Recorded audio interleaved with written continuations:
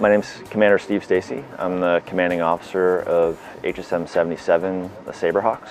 We are a multi-mission helicopter squadron.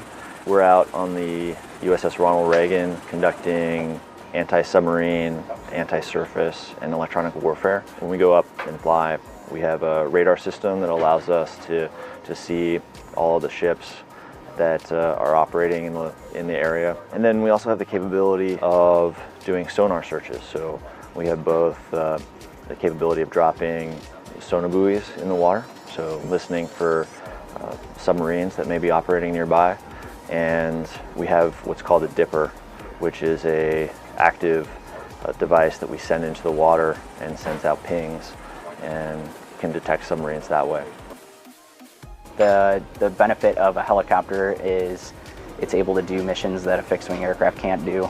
Every day is different for a helicopter pilot. On one hand, you might be going out to do a search and rescue mission, or you might be providing a targeting solution for a long-range maritime strike. You're always on your toes. You always have to be ready for something different, and it keeps things interesting. So the helicopter is a pretty complicated machine. There are people that joke about it not being meant to fly, and sure enough, it takes a lot of work in order to make that happen. One of my ground jobs, I was the airframes and corrosion control dibbo.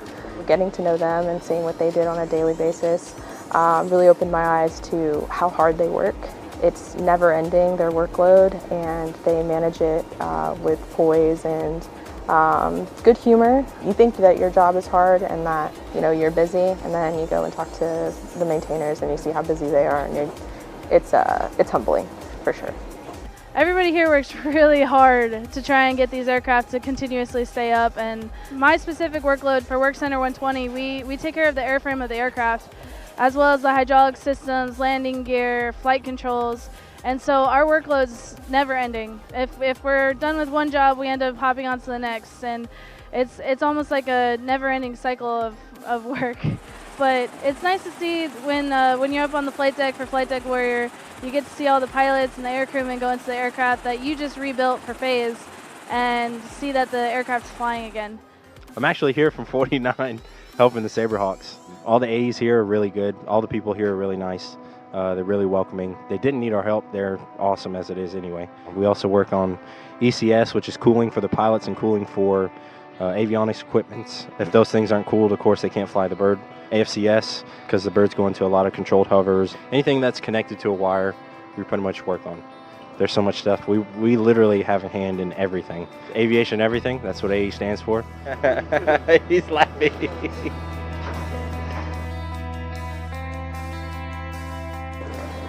So my dad actually builds airplanes, and he met my mom at the airport that he builds planes while she was getting her private pilot's license. So as a kid, like just at dinner, conversations revolved around cowlings and wings and landing gear. He took us to a lot of air shows, and so one of the air shows he brought us to was displayed the Blue Angels. So I saw that. I was about 10 and was like, that's what I'm going to do when I grow up. They didn't really take me seriously, but I did a little more research into it as I got older, and just decided that that's what I really wanted to do.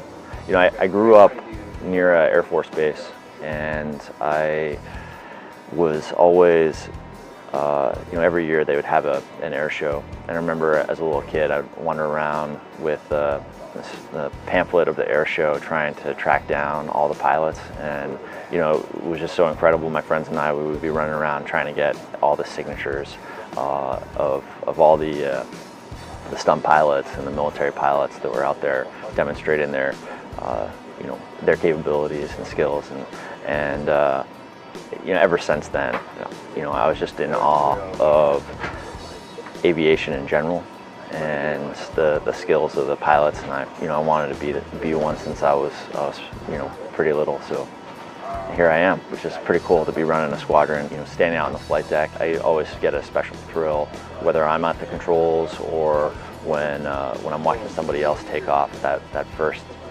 10, 15 seconds of moving forward and taking a pretty hefty beast and ending up getting into the air, it's just amazing that that can happen.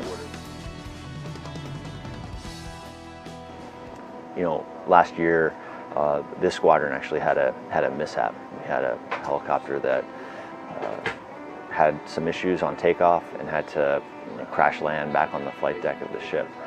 And that obviously was a traumatic event, but what really impressed me about our team was how we bounced back.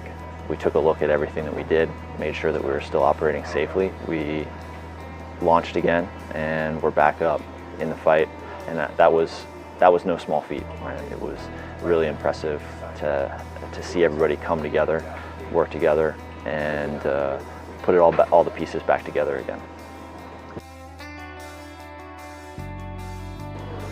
Something that definitely stands out I see is that no matter what type of aircrewman you are, whether it be an S, an R, an O, V, an F, we always take care of each other, definitely. So I know definitely I would take the shirt off my back if one of my Sierra brothers or sisters needed it. So I think that's a good selling point on the aviation community, is just taking care of each other.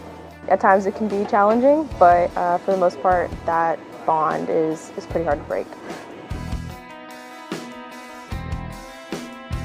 Just like all the forward deployed naval forces, we are ready to go at a moment's notice. The schedule's changing constantly, and that adaptability and flexibility and resilience really what makes this team shine. Over time, we've developed an ability to meet our mission across a significant amount of hardship. And again, we all rely on each other, right? It's not one person. It's every single person trying to get qualified, learning this complicated helicopter, what the nuances are, how to get better at our craft. As a result, we are able to support the strike group and the United States Navy.